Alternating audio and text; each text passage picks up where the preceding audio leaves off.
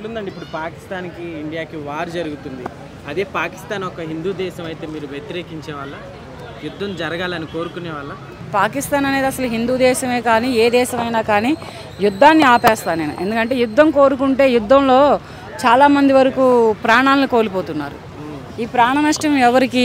యుద్ధం మొదలుపెట్టేవాడికి కాదుగా, యుద్ధానికి ఉసుగొల్పినవాడికి కాదుగా. కనుక ఏంటంటే ఇక్కడ ఎంతోమంది అమాయకులైనటువంటి ప్రజలు ప్రాణాలను కోల్పోతున్నారు, ఎంతోమంది తల్లులు బిడ్డలను కోల్పోతున్నారు, ఎంతోమంది భార్యలు భర్తలను కోల్పోతున్నారు, వాళ్ళ నుదుటిన పసుపు కుంకాలను కోల్పోతున్నారు. చాలా బాధాకరమైన విషయం. కాకపోతే వాళ్ళు వ్యాఖ్యానించిన వ్యాఖ్యలు నచ్చక నేను కూడా కొన్ని ఫైర్ అయ్యాను. మోడీ నిన్ను నీ ఇండియాని లేపేస్తానని, మోడీ నీరాపావు నువ్వు ఊపిరి ఆపేస్తానని ఒకడు, మోడీని నిన్ను నీ ఇండియాని లేపేస్తానని ఇంకొకడు, ఇలా మాట్లాడారు. కానీ అవి కొంచెం బాధాకరమైన విషయాలు. వాటికి మాత్రం నేను మా ఇండియా తరపు నుంచి ఆ వ్యాఖ్యలకి నేను వ్యతిరేకంగా ఉన్నాను. నాకు నచ్చలేదు. ఎందుకు ఇలా? ఇప్పటికైనా ఆపేయండి. ఇప్పటికైనా మీరు కాళ్ళ బేరానికి వస్తే మేము వదిలేస్తాం. అంటే ఇండియా పాకిస్తాన్ యుద్ధంలో మేమే గెలిచామని చెప్పేసి పాకిస్తానీలు అందరూ సంబరాలు చేసుకుంటున్నారంట. మరి ఏం చెప్తారు దీన్ని?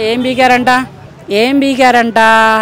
అమెరికా నుంచి ట్రంప్ వచ్చి కూర్చోబెట్టి సర్ది చెప్పి ఆగిపోండిరా, లేకపోతే మేము వచ్చామంటే ఇండియా తరపు నుంచి మీ దేశంలో మొలక కూడా మొలకనేకుండా చేస్తామని బెదిరించి ఆపేసారు. ఎవరైతే ఒక ముగ్గురు వచ్చి చంపేశారో, సో మెయిన్ వాళ్ళని పట్టుకోకుండా మన ఇండియా యుద్ధానికి ముందు ఇండియాని ఇంట్రెస్ట్ చూపించింది అన్నట్లుగా కూడా కొంతమంది కామెంట్ చేస్తున్నారు. సో దీన్ని ఎలా చూడొచ్చు అంటారు? చూసేదేముంది, అక్కడ వీళ్ళు ముందర వాళ్ళ ముగ్గురిని పట్టుకుందాం అనే ప్రయత్నం మీదనే వీళ్ళు వెళ్ళేటప్పటికి వాళ్ళే యుద్ధానికి దిగారుగా. వీళ్ళు వచ్చి మా పాకిస్తాన్ ఎక్కడ లేపేస్తారనే భయానికి వాళ్ళు ఎదురు అనేది ఒక గోడ దూకితే వెళ్ళిపోయేది, ఇది క్లోజ్ అయిపోయేది కాదు. అలాంటిది జరిగిన వెంటనే ఎందుకని యాక్షన్ తీసుకోలేదనే క్వశ్చన్ కూడా ఇప్పుడు వస్తుంది. సో దాని ఎందుకు తీసుకోలేదు? తీసుకున్నారుగా.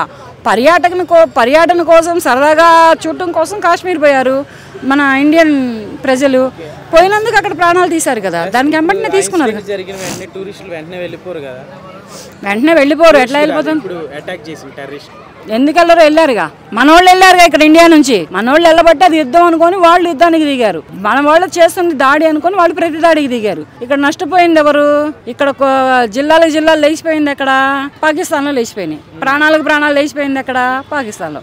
ఒకడెవరో ఏమన్నాడు, మోడీ నీరాపేసావు సింధు జలాలు, నీ ఊపిరి ఆపేస్తానన్నాడు. వాడు ఊపిరి ఆపేశాడు మోడీ. తర్వాత ఇంకోటి ఏం జరిగింది, మోడీ నిన్ను నీ ఇండియాని లేపేస్తానన్నాడు. ఇంకా వాడిని లేపలేదు. ఎందుకో నాకు అర్థం కావట్లేదు ప్రస్తుతాన్ని. ఓకే, ఇంకొకటి ఇక్కడ వైఫల్యం కూడా మనది అయిపోయి ఉన్న చూసుకునే ఛాన్స్లు ఏమైనా ఉన్నాయంటే ఏం చెప్తారు?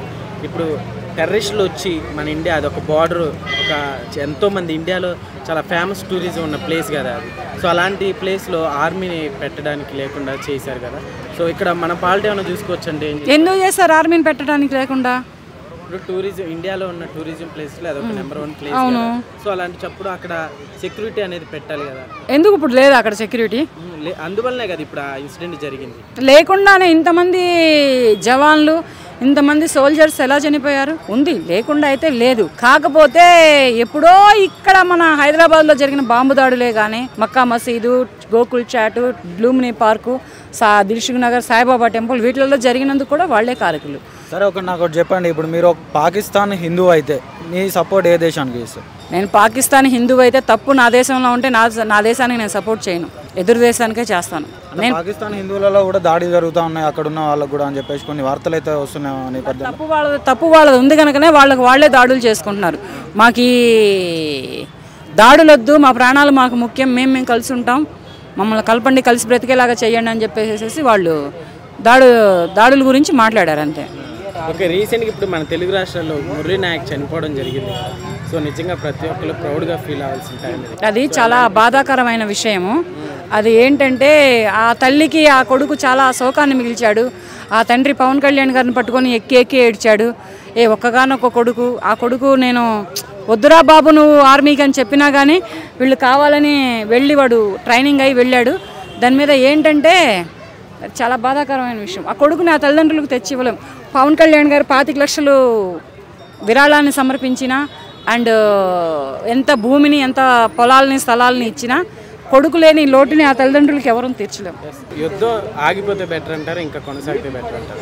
ఆగిపోతేనే బెటర్. ఎందుకంటే ఒక రాజీకి వచ్చి వాళ్ళైనా వీళ్ళైనా ఎవరైనా యుద్ధాన్ని ఆపేస్తే చాలా బాగుంటుంది. ఎందుకనంటే యుద్ధం చేసి ఏం సాధిస్తున్నారు? జమ్మూ కాశ్మీర్ని వాళ్ళు వాల్చుకుంటున్నారా? లేదు, ఇండియానే వాల్ చేసుకుంది, ఇండియానే పెట్టుకుంది దాన్ని. వాళ్ళకేం వెళ్ళదు కదా. వెళ్ళనప్పుడు ఎందుకు వాళ్ళు యుద్ధానికి దిగుతున్నారు? ఎవరు ప్రాణ నష్టాలను కోరుకుంటున్నారు? ఏ తల్లులకి కడుపు సోకాన్ని మిలుగుతున్నారు? ఏ పిల్లల్ని అనాథలను చేస్తున్నారు తండ్రి లేకుండా?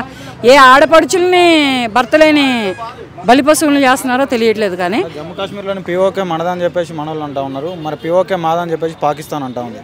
సో దీనికి సంబంధించి మనదే పిఓకే మనదే, వాళ్ళకేం సంబంధం లేదు. పాకిస్తాన్ వాళ్ళకి ఏ సంబంధం లేదు, అది మనదే.